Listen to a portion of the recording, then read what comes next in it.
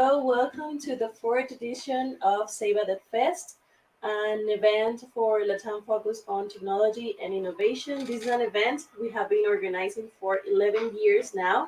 And for those who are not familiar with us, Seba Software is a technology and innovation company that offers custom software development services, user centered design, digital transformation, DevOps, intelligent process automation, and agility.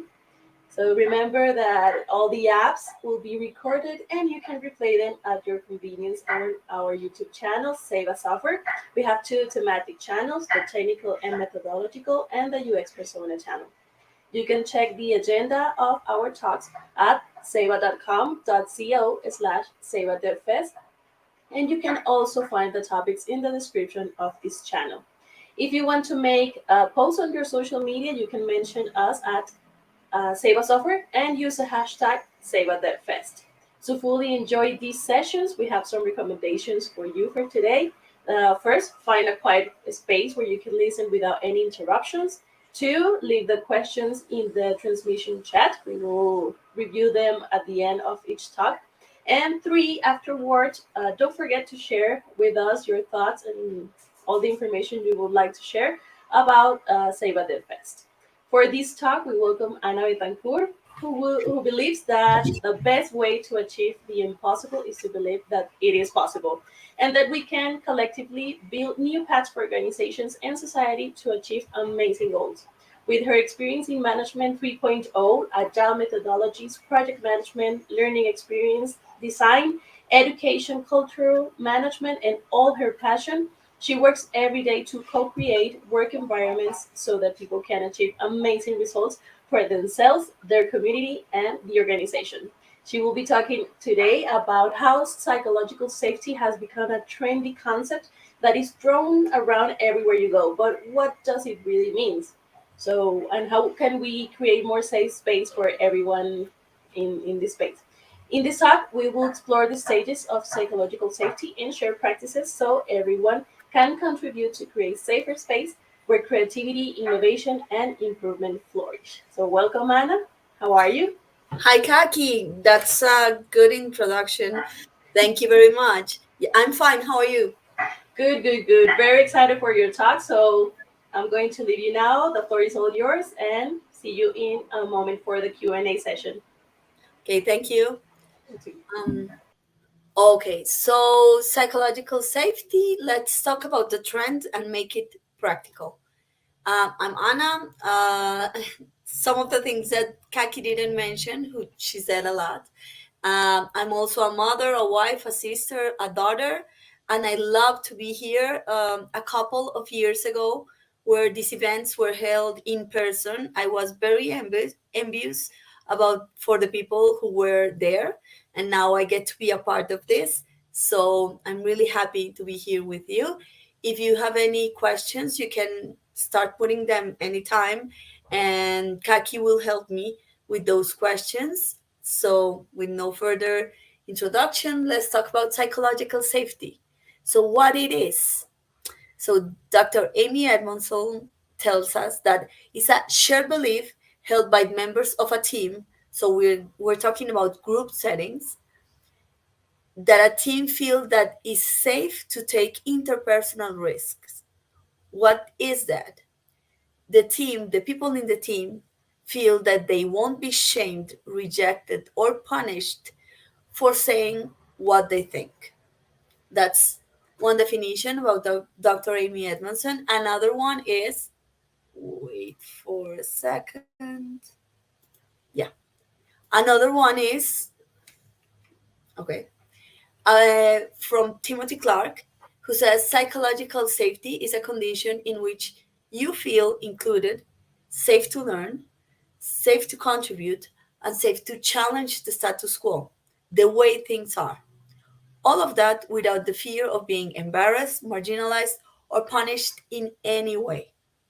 So that's two definitions. We're going to take a deeper look about that. But here we can, I don't know why my slides are not working, but let's do it like this. What is not psychological safety? I bring this here because When topics become a trend, like innovation, like agile, people get all sorts of ideas about what this topic is, and it gets blurred, it gets very confusing. So I'm going to say what psychological safety is not. It's not being nice or politically correct. In psychological safety, you should be able to tell things like they are. You should be able to point out things that aren't working politely. But psychological safety is not shutting up about things that you should be saying. In that same way, in that same regard, is not permissiveness, is not everybody can do whatever they like, is not low result orientation. And this is something that I think happens a lot with terms or with things that are not really technical, like innovation or like agility, that people think, oh, they all love each other and they all have fun together, but they don't get results. No, psychological safety in an organization should be also orientation to results, or should have ingrained orientation to results. It's not, as I said, permissiveness or anything goes. It's not victimization. It's not helping people to get more in their victim role. And it's not taking a side. You cannot say we are psychologically safe because everybody sides with the boss, with the leader, so we don't have any problems. No. So that now that we have put this off the table, what psychological safety is not, let's talk a little more about what it is and why we are talking about here about this. So, why do we talk about psychological safety in businesses? One may say, well, this is great for families, but why do we talk about this in businesses? So, here we have two axes. After all, I'm an engineer at heart, so I love when I can have a graph in a presentation. So I have commitment and psychological safety. In commitment, when we have people who are uh, very committed, but we have low psychological safety, we have a lot of anxious people. This is one of the places where burnout gets. Why? Because people want to do things well. They want to achieve the result. They are passionate about the projects, but they have low psychological safety. So they don't know what to expect. They don't know if they're going to be punished in any way and any time. So they get very anxious. And if you have low commitment and low psychological safety, you get meh, people who don't care about what they're doing. It's like quiet quitting, another trendy term. It's like, I do to get by. I don't care about the result. I only get about, I only care about getting my paycheck. And I know at any moment I can be punished in any way or form for what I'm doing, or also for what I'm not doing. So I don't really care. That is in this space where we have low psychological safety and low commitment.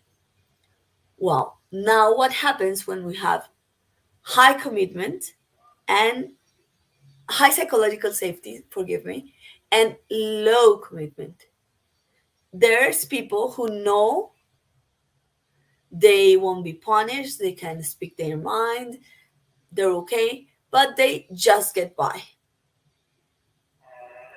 Where do we want to be? We want to be here in the learning zone, in the high performing zone, where people have high commitment, are motivated for the goal, for getting the results, and have high psychological safety. That's where we want to be, and that's why psychological safety is very important. Now, how to get people committed, motivated, and excited about a goal? It's another talk at all. But we are talking about we will be talking about the psychological safety axis. Okay, so now that we know why we need it, let's talk about something we all have in our brain, and that's our amygdala and the amygdala. It's like a little organelle, a little fleshy thing we have in our brains, and you can have a friendly organelle like the amygdala or an amygdala. let's let's see a little more about that so we can understand why this is a human thing that we all have. Not we can work any place and we have this. And it's the amygdala, the not so friendly organelle, is when you get scared, and when I mean you is any human being gets scared and feels unsafe, the brain goes in fight, flight, or freeze mode. Those are the three modes we have. And the question the brain asks all the time is, what do I have to do in order to survive? Think about a caveman or a cave woman. If they encounter a saber-toothed tiger, the only thing their brain and their body is responding to is, how do I survive from this tiger? Can I fight it? Should I run, flight, or I stay still? But it's a place where you are not thinking about how to connect to another human being, how to innovate, how to be creative. You don't think about the whole possibilities you got. You only get that moment. That's why I call it the amygdala. Everyone is your enemy. The world is your enemy. I just want to survive. And the other mode is the amygdala, the friendly organelle. So when you feel safe, your reaction is to expand and prosper. And you look, what opportunities do I have to uh, thrive? So think about that caveman or that cave woman who feels safe, who feel well surrounded, and they are not fighting for their lives. What do they see? Oh, what can I do in this place? Can I gather fruit? Where can I put my tent? And also, we have another human thriving, a drive we all have, that is, I want to connect to other people. One of those ways or those things that make us connect is, I want to reproduce, I want to have babies. So you try to connect with the people around you. You try to make better relationships with people. You want to get in a group. So you get the three C's. You get you get connection, collaboration, and creativity. And that's one of the things we need right now in all of our companies. So we want to feel safe, or we want our people, our teammates. This talk is not only for leaders or people who are leading groups of people. We all can make people feel safe all around us to get that connection, collaboration, and creativity. Let's talk about the four stages of psychological safety by Timothy Clark. I have introduced you to this author. It was one of the two definitions I put at first, and we're going to talk about the four stages. I want to ask Kaki if we have any questions so far or some comments. And I'm going to drink some water. If not, No, for the moment, no. We don't have anyone. okay, thank you, Kaki. So let's talk about the four stages of psychological safety. You can ask anytime or you can comment anytime, and Kaki will help me. So, uh, Mr. Timothy Clark says we have four stages. They are inclusion safety, learner safety, contributor safety, and challenger safety. We are going to look at each one of them and the relationships. Inclusion safety is the question that is solved in this stage is, can I be my authentic self? This satisfies the basic human need to connect and belong. What do I mean by that? Again, cavemen and cave women. If they are alone, they will die very soon. If they are in a group setting, they will thrive. So it's something that is ingrained in our brain like in our genome as human beings, to need to connect and to belong. We are social species. So when you don't feel part of a group, when you feel ostracized, or you feel that people don't want you there, you feel hurt. And scientists have looked into our brains to see how much hurt. It's almost like physical pain. You can see it in small children. They cry, they feel bad. You can see their body reaction where when they feel put apart from the group. We adults tend, not always, but tend to hide it better. And also, inclusion safety, it's a moral imperative. No one should be above anyone else. What that means is, as every one of us is human, your value is to exist, to be human. It doesn't matter your gender, your race, your status, or your title in the company. You should be regarded as a human being who has ideas and who has values.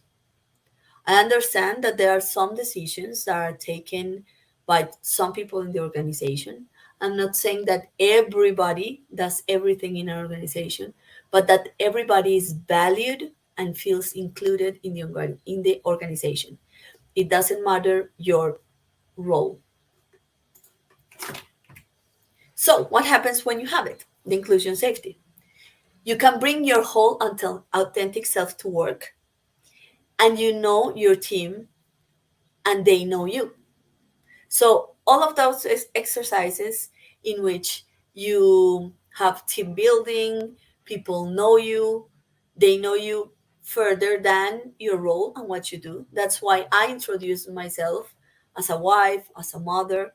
People in my team know that I have a little child running around the house sometimes in the afternoon or early in the morning before 7:30, and that I will kiss her goodbye before she goes to kindergarten, and everyone is accepting of that.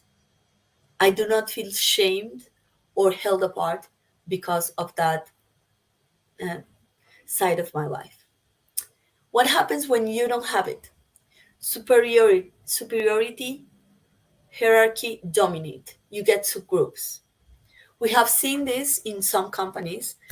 We don't see this often, fortunately, anymore. But I can say that 10 years ago, we could go to a client and people had uniforms, and depending on your uniform, you were allowed to talk or not in a meeting because of your station in in the client. And these barriers are maintained and reinforced. You get cliques, you get groups of people who don't mix around and who look bad at each other. That's what you get. Well, let's see how can you boost inclusion safety. You can ask people to come, you can ask people to speak, you can ask people to share, you invite people to your meetings, you invite to be their full selves, you ask questions, and you share. When someone hears me sharing something about my personal life, it's more possible that that person shares something about their life, and that they feel that it's okay to present yourself as you are. Like, we were conducting some interviews about culture in some organization, and one person said, I applied to this organization. I sent my CV to this organization because I came here and I saw someone wearing the sports team jersey. And I said, I want that. Where I work, I have to have like a nice shirt, button down. I have always to look some way like a cookie cutter for the way that we should look. And I saw that and I said, I feel here people can express themselves. So, because that person decided to share their love for that team, putting a shirt on, another person said, I can do that. I can share that. I can show that I am that. So it's important to invite, to ask, but also to share who you are so people can see that it's a safe place to share who they are. That is inclusion safety. If there are any comments, please, Kaki, tell me. If not, I'm going for the next one.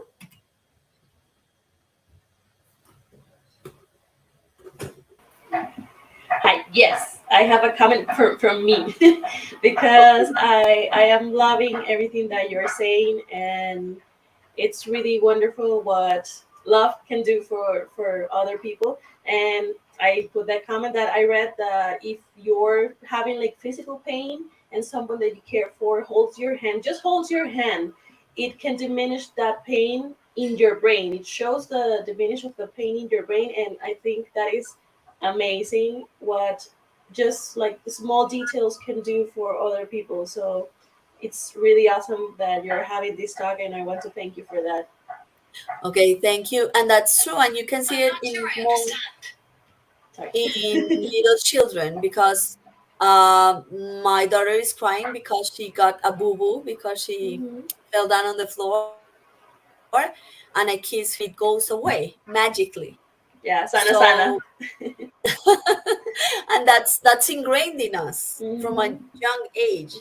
So when someone shares they're having a hard time, that we have someone in the team that I met who had their grandma in the hospital, and Hmm. I know he felt our support and our Yeah. love during that time. And I think that's a way that's overlooked sometimes, the Hmm. importance of that, but it generates connection. And if you can share something as personal, surely you can share an idea, a creation, and Exactly. It's a safe space for everyone, so that is important, especially in a workplace. yeah, yeah, Thank I you. agree. Thank you. So learner safety, this is our stages, and we are building on each one. So the first one was inclusion safety. When you feel included, you get to the next stage, that is learner safety. Can I grow here, is the question that people ask themselves, and that this stage answers. Learner safety satisfies the basic human need to learn and grow. That means you can ask or receive questions. You can make mistakes. It's as important to be able to ask questions as it is to receive questions. And when I mean grow and make mistakes, we are not only talking about the technical part, we are talking about the emotional part. We are always growing, or hopefully always growing, emotionally and technically, intellectually, in our teams and in our works. When we have safety, we take risks and we learn. When do you have it? When you can go to a team and say, I think we are in that stage, or we are beyond that stage. Because learning is encouraged and celebrated. People want to learn, people want to study, people take risks. Learners are protected. We're going to talk in a second about that. And when you don't have it, mistakes are punished or hidden. A lot of finger pointing you have. That is not me. That was marketing. That was production. That was, but it wasn't me. Or if something happens and the team knows it, we try to hide it as long as we can.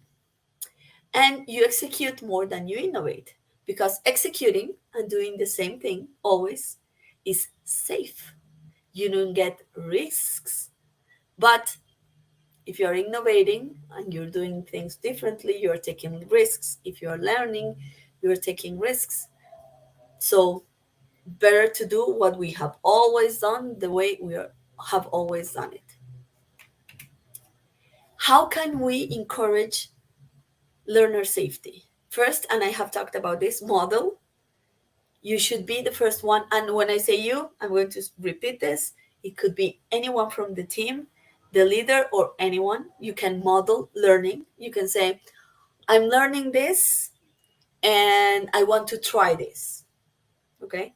You can motivate people to learn, to grow, to experiment. in their knowledge, and protection. I'm going to put a great example that Erlensi, the leader of Save a Lab, has put in order for people to learn and to feel protected. Let's say Kaki, just because you and me know her. um, Kaki, let's say she's starting in UX. She's starting learning UX, and so Ache says, "Hey, people," to the other people who work in a UX role. Kaki is going to start in this project. She's learning. Andres is going to be her mentor. He's going to be helping her. Her pace, her rhythm is going to be slower than yours because she's learning, she's trying new things, so she's getting the hang of it. So don't stress. Kaki, don't stress because we know you're going to be a little slower. People don't stress because Kaki is going to be a little slower. And you have someone you can ask questions or help you if you don't know what to do or if you get a little stuck. So that's a way to protect her learning. She feels she has someone she can rely on.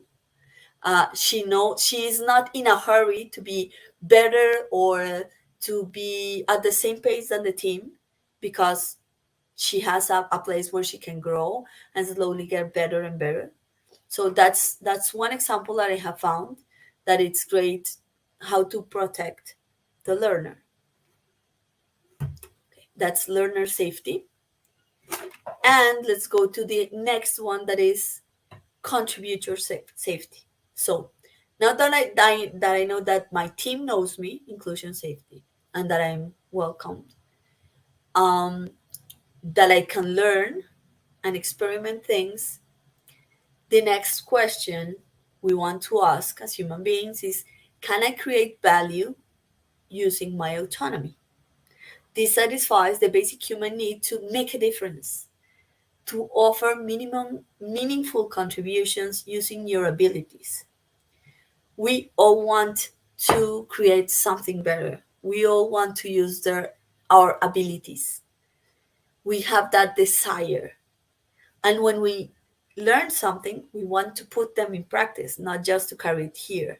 We want to do something with it. What do we need here in contributor safety?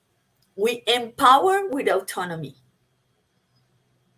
You can contribute, you can tell us a different way to do it, you can try things. We will guide you as a team or as a leader. You receive guidance and you receive encouragement. People are rooting for you. People want to see you succeed. And in exchange for that empowerment, that autonomy, that guidance, that encouragement, you are expected to put in your effort and your results. First, effort. If you have everything to do to succeed, we want to see you try and really try. That's the effort. And results, if you have all of the things, autonomy, guidance, encouragement, and effort, you should be giving some results. This is a very important point because it relates to something that we have talked already, that is, in psychological safety, you are expected to have results also because we are at a company. When you have it, your team thrives under outcome accountability. What does that mean? People want to take challenges. They want the big project. They want to show what they are able to. Remember the first graph where we had anxious people who wanted to achieve the results but were psychological safety? That pressure feels overpowering, feels that you're being squished under it. But when you have psychological safety, that pressure, that accountability on the results makes you thrive, makes you want to show what you are able to do. And rules are clear and small wins are celebrated. When I say rules are clear, it's not like you are an UX and you can only do this. You are a transformation consultant and you only do this. No, when I mean roles are clear is when we are at a project, oh, you should be doing this and delivering this. And this is something that the teams create. What are we going to do and what each person is going to do, not just the company roles or what your email signature says. And we celebrate what we achieve, big and small. When you don't have it, the first one, this one, autonomy is given with little or no guidance, or you have micromanagement. It's like the two sides of the same coin. When you keep give people autonomy and you do whatever you like, but people don't know really what to do and how to try to achieve this project. And the other thing is, I tell you everything you have to do. I tell you how, what color, in what time, and I'm micromanaging every step of the way. So um, that's something that happens when you don't have contributor safety, and team members feel like warmers, like they're waiting for the match to begin because they have a lot to contribute, but they are told what to do or they don't know how to contribute. How do you improve contributor safety? You explain the why, assign the what, delegate the how. So explain the why. Why is this project important? Why is this activity important? Why are you here? How this project contributes or promotes the company's goals. We assign the what. So in that assign the what, and this is the project. We want to do this, and the project should deliver this, and this. And how you get to those delivered, how you get to those things that has to be delivered to the client or to the company is something that you people who have the knowledge can do by yourselves. So that's a way to ensure or help contribute your safety. I think we don't have any questions or comments, Kaki. Actually, we do. We have a question from Angela, and Okay. she says, I understand stages, but what are the first steps to implement psychological safety in a team or organization? Is there a guide or step by step to get learning zone? Maybe like a guide or a website where we can find information about this that you can recommend us? Let's do something. We are because I think Angela's question is going to be answered in like after the fourth stage, like in Mhm. 5 slides or so. But what I can say is you should start with inclusion safety and work your way up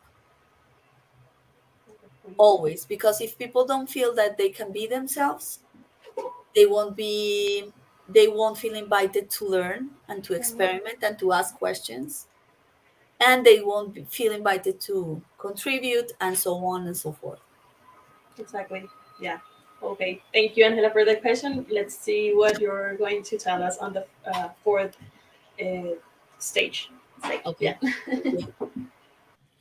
And the fourth stage is the diamond, the biggest one, that is, can I be candid about change? It satisfies the human basic need to make things better, to improve things.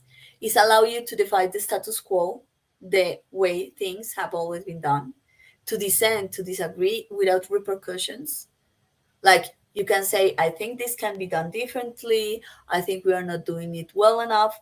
And you won't have repercussions, or your boss or your teammates won't be mad at you. This is the license to innovate and to be most creative, and requires the previous ones. As I've said just a second ago to Kaki, to answer Angela's question, we need the other ones to get to this point. Think about this. If in the previous one, your boss or the leader doesn't trust you enough to even you to know how to do your work, the work you were hired to do, and they micromanage anything, you don't feel that they trust you enough so you can ask for things to be different, So that's why it's like a scale. You you grow further and further each time. When you have challenger safety, you can speak up when there's an opportunity to improve, and you can disagree productively. I'm going to stop in the second one because it's not disagreeing for the sake of disagreeing. It's not voicing your opinion for the sake of hearing your own voice. It's because you disagree or you have an opinion that you think is going to help improvement towards a goal or towards a better product, a better service, a better team interaction. And when you don't have it, you don't. It's when teams fall silent. When we in Agile have retrospectives or tell people what should we do differently, and people don't open their mouths. Challengers are punished for for their bravery and candor. People are being punished for saying what they think and what they can do better. So, how to improve or promote challenger safety? By divergent thinking. If people don't diverge, don't think about different things, or don't have different opinions, start asking them, what do we think we're missing? What risks are not we considering? Do you know about any other way that we could do this? Let's do a little investigation. Let's look at other companies and see if they're doing this in a different way. So you can help people to look at other ways of doing things so they can challenge the way you're working. Constructive disagreement always focused on a goal, on a way to improve, but you welcome. And like in the second and third, you thank people. Thank you for your different opinion. Thank you for disagreeing. Thank you for saying what it's wrong or what needs to be improved. In the last one, I have, if someone tells you something in a less than ideal way, maybe they are a little rude, maybe they raised their voice, maybe they did it with a little sarcasm, does it make it less true? That is something we have discussed in Seba with the leaders. That is, maybe we can have a client that is a little sarcastic or sets the things maybe a little harsh for our normal communication here in Antioquia, that everyone is very polite and very kind to say things. Maybe they are harsher that we are used to, but they make a good point. So yes, we can talk about them. Yes, we shouldn't let them be rude or mean to the people, but where is the diamond? Where is the thing they're saying? If it is true, we should be considering that and improving upon that, not just focusing on the way they say it, but what they say. And this may feel a little too much. I know that Angela maybe asked the question because they say this is too much. How do we start?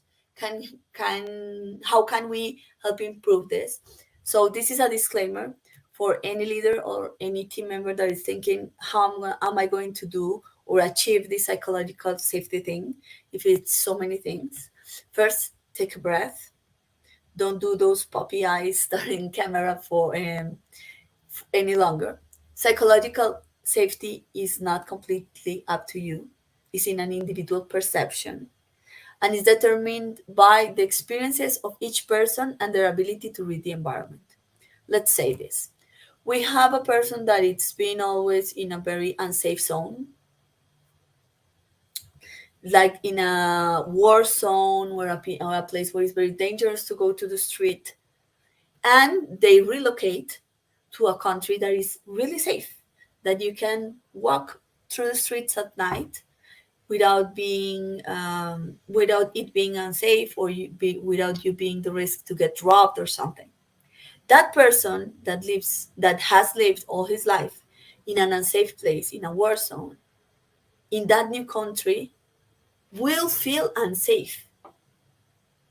And it would take them a lot of time to reshape the way they perceive and they feel in that environment. So you can do a lot of steps, but each person will have a perception of safety that is different. You can move them or nudge them to get a better perception, to see that it's really safe. But each person has to be the one that notices and feels different. So we can do a lot, but each person has its world and it's their responsibility not only to make the workplace or the group setting more safe, but to feel more safe. Uh, this is the scale, and I think this will help a little with Angela's question that I said that in a few slides we were talking about it. So here we have, you now know that I love if I can have a graph and axis and things. So we have respect, that it's part of psychological safety, respect for people. And you have permission. This is from Timothy Clark. I here will put commitment, but I didn't want to change the graph, so you can look it up. So if people have little respect, that will be, and a lot of permission, that would be, or commitment, that would be exploitation. I don't care who you are. I don't care if your grandma is sick. I don't care if your 4 year old is sick or is crying beside you. I need you to work and to give me what I want. So that's exploitation. And the other way around is like the other extreme is paternalism, that it's, oh, poor thing. Is it hard for you? Oh, don't learn. It's okay. You don't have to learn. I'll do it for you. Oh, that client, it's really hard to talk to. No, don't worry. Don't learn. Don't get better at it. I will do it for you. I will talk to the mean client. I will talk to the mean project manager. I will help you or find someone who help you with that technical part. So you have a lot of respect, but you don't get people to commit to their own growth, to their own learning. So we have to have both, and it would look like a step when you first have inclusion safety, then learner safety, then contributor safety, and finally challenger safety. But it's not true, because you cannot say we will have all the inclusion safety. No, because that's not the way that human being works. When you think at the last time you were new at a job. So you say hi to your teammates and you present yourself to the team, but you don't say everything about you. You don't say that you almost got divorced 5 years ago. And no, you talk and you share a little about yourself. And as time goes by, you see that the space is safe for you to disclose more information about yourself and you feel more included. But when you get there and you start to talk about yourself and feel included, you get encouraged to learn and to ask questions.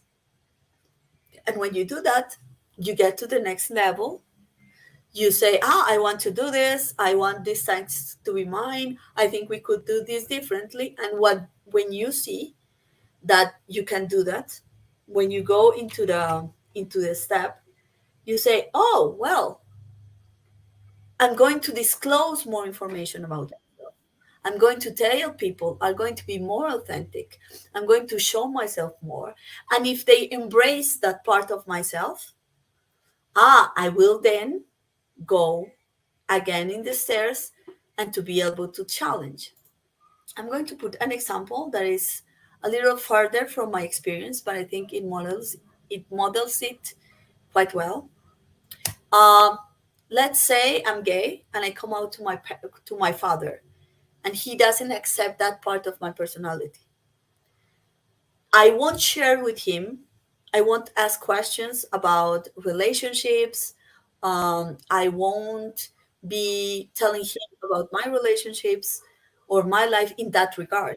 But maybe I will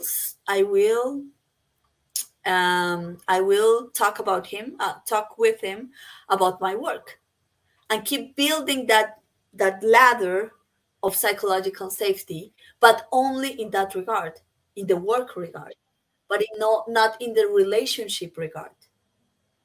And sometimes, if I keep the relationship alive and we build other places what is psychological safe to talk about, we can talk about money, we can talk about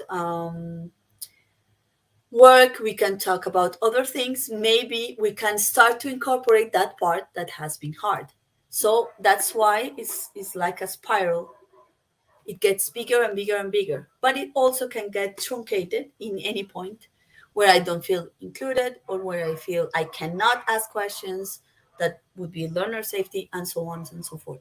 So to answer finally, Angela's question is, it's a spiral. It's not a one thing. It's a complex system because it's a human system.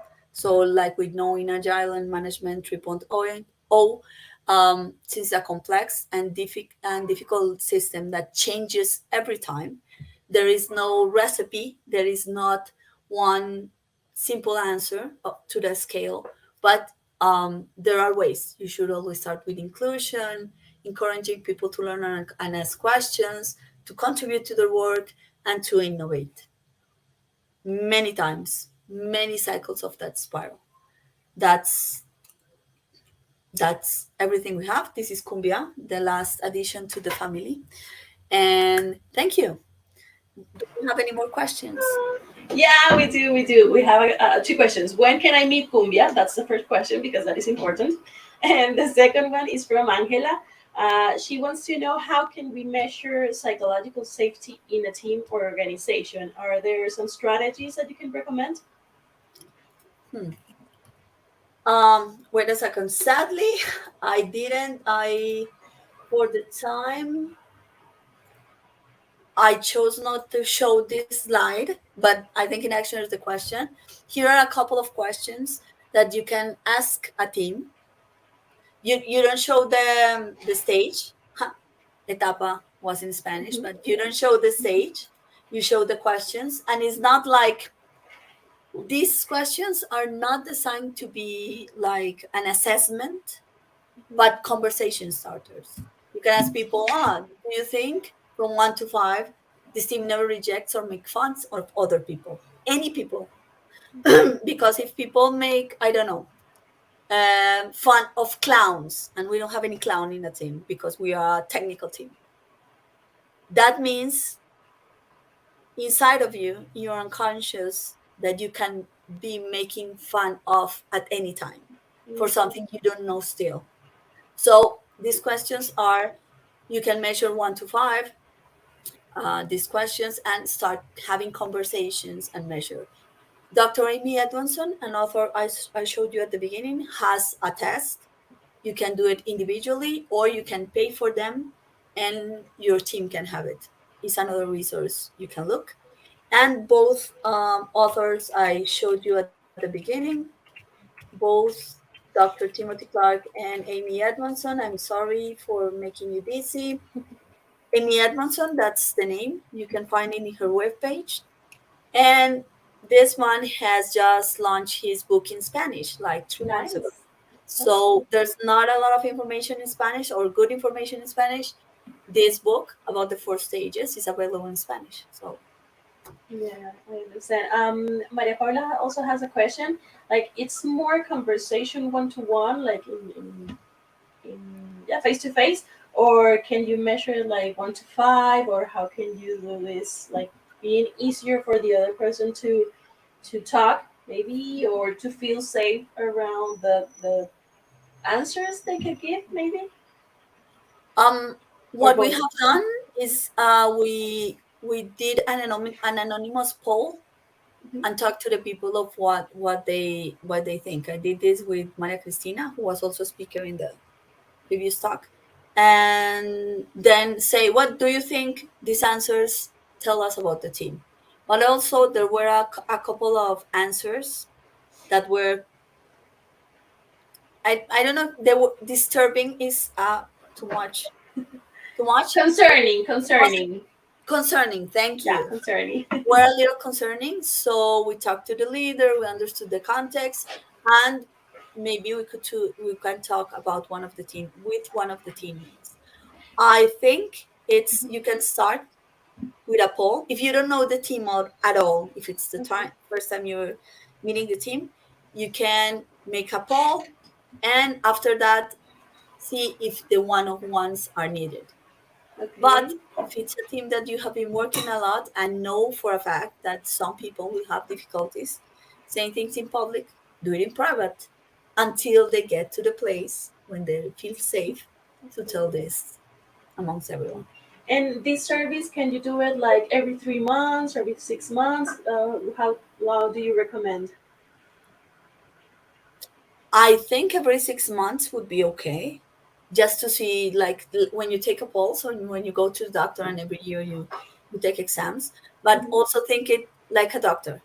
You want people to be healthy, so you have a Mhm. healthy psychological safety.